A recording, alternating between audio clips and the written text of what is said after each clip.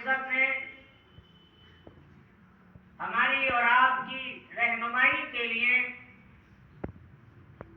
سیدھا راستہ دکھانے کے لیے، سیدھے راستے پر چلنے کے لیے اللہ رب العزت نے اپنا پاک کلام سید المرسلین خاتم النبیین حضرت محمد الرسول اللہ صلی اللہ علیہ وسلم پر جبریل امین کے ذریعے نازل فرمایا، اور آپ کے واسطے سے ساری امت مسلمہ کو اور سارے انسانوں کو یہ اللہ رب العزت نے اپنا پاک کلام عطا فرمایا، قرآن مجید، جو تمام حالات میں، زندگی کے تمام احوال میں اور زندگی کے ہر موڑ پر قرآن مجید سیدھی سچی رہنمائی فرماتا ہے اور قیامت تک فرماتا رہے گا۔ اللہ تبارک و تعالی ایمان والوں سے مخاطب ہے، مومنین سے مخاطب ہے، ان لوگوں سے خطاب ہے جو ایمان لائے اللہ پر اور اللہ کے رسول پر ایمان لائے ہیں۔ اللہ تبارک و تعالی ارشاد فرماتا ہے، یا ایھا الذین آمنوا، اے ایمان والو، اذا لقیتم فئۃ، جب تمہارا سامنا، تمہاری مٹبھیڑ کسی جماعت سے ہو جائے، کسی دشمن سے تمہارا سامنا ہو جائے، جو اللہ کا دشمن، اللہ کے رسول کا دشمن، جو اسلام کا دشمن، دین کا دشمن، اس جماعت سے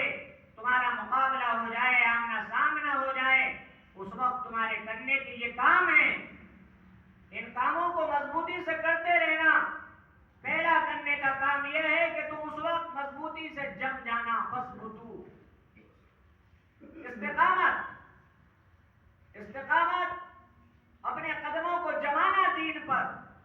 اللہ پر ایمان لانے پر اور دین پر چلنے پر اپنے قدموں کو جمائے رکھنا۔ لوگوں کے تانے اور افواہیں اور طرح طرح کی باتیں تم کو دین سے ڈگمگائیں نہیں، تمہارے قدم دین سے واپس نہ کرا دیں کہ تم لوگوں کے بہکاوے میں آ جاؤ اور لوگوں کے کہنے میں آ جاؤ، دین سے ہٹ نہ جانا۔ پہلا کرنے کا کام یہ ہے کہ تم مضبوطی سے جمے رہنا دین پر، اور دوسرا کرنے کا تمہارا کام یہ ہے کہ ایسے حالات میں جب مشکلات ہوں امت پر اور مشکلات ہوں دین پر، دوسرا کرنے کا کام یہ ہے کہ اس وقت تم اللہ کا ذکر کثرت سے کرنا، وَاذْكُرُوا اللَّهَ كَثِيرًا، اللہ کو زیادہ یاد کرنا اس وقت۔ اور جب تم ثابت قدم رہو گے، مضبوطی سے جمے رہو گے اور اللہ کو کثرت سے یاد کرو گے، زیادہ اللہ کو یاد کرو گے، وہ ذکر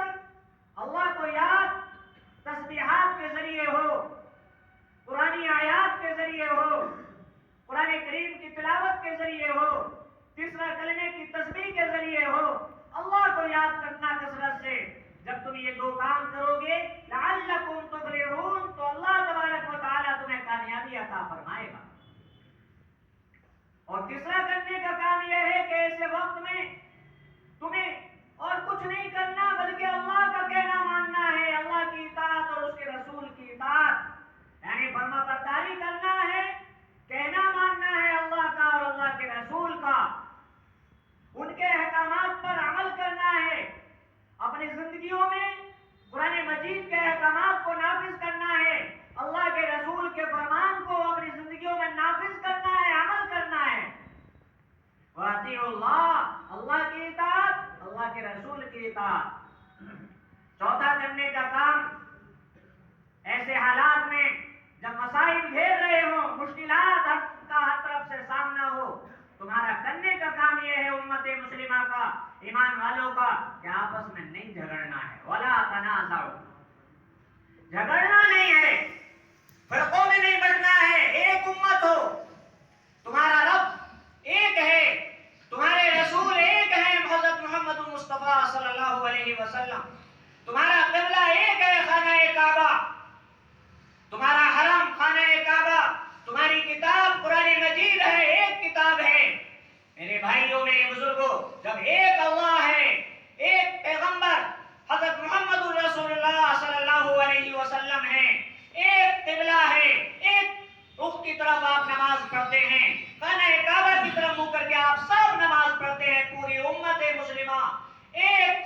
طرف رک کر کے نماز پڑھتی ہے، تمہارا قبلہ ہے، تمہارا نبی ہے، تمہارا خدا ہے، حرم ہے اور تمہاری کتاب قرآن مجید ایک، تو پھر تم میں اختلاف کیوں، انتشار کیوں؟ تم سب ایک ہو جانا، مضبوطی سے جم جانا۔ اور اگر تم نے ایسے وقت میں آپس میں لڑائی لڑی،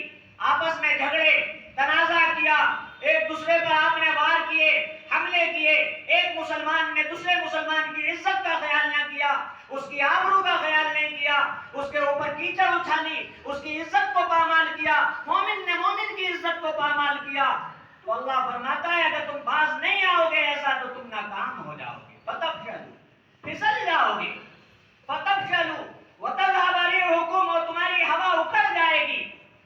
اگر تم نے یہ کام نہیں کیے جو کام بتائے اللہ رب العزت نے، یہ 4 کام۔ پہلا کام مضبوطی سے جمنا، دوسرا کام اللہ کو زیادہ یاد کرنا، کثرت سے اللہ کو یاد کرنا، تیسرا کام اللہ کی اور رسول کی اطاعت کرنا، چوتھا کام یہ ہے کہ آپس میں اپنی صفوں کو مضبوط کرنا ہے، اپنے اندر اتحاد پیدا کرنا ہے۔